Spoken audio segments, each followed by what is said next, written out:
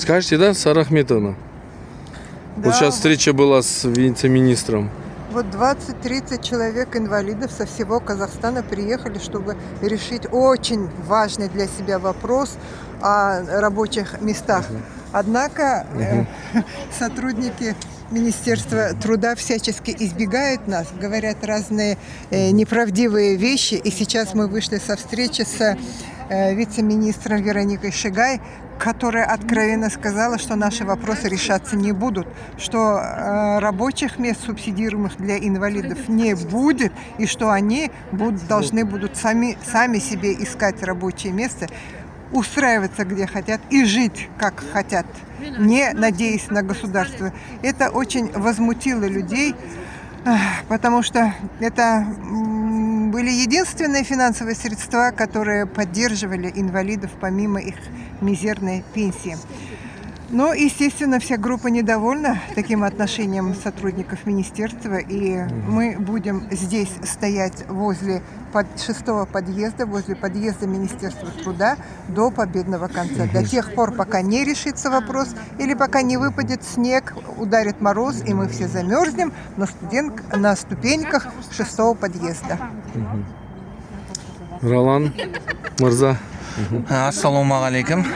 Мына Сара Ахметовна айтқандай, біздер ертең азанда сағат 9-10-дарда келеміз. Бірінші қар жауып, аяз ұрғанша біз сол министерство су-сочетаның алдында боламыз. Бізде Қызылордасы бар, Алматы бар, Қарағанды, Көкшетау, бүкіл облыстан.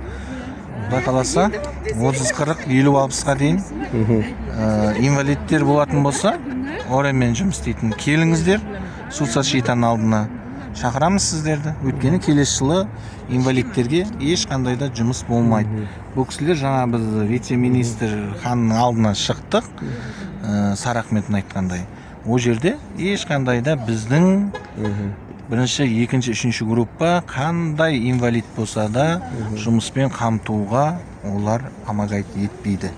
Даже бізге, сол менің ішінен министрдің көмекшісімін деген кісі, біз сіздерді қашанғы асыраймыз дегенге келдірді.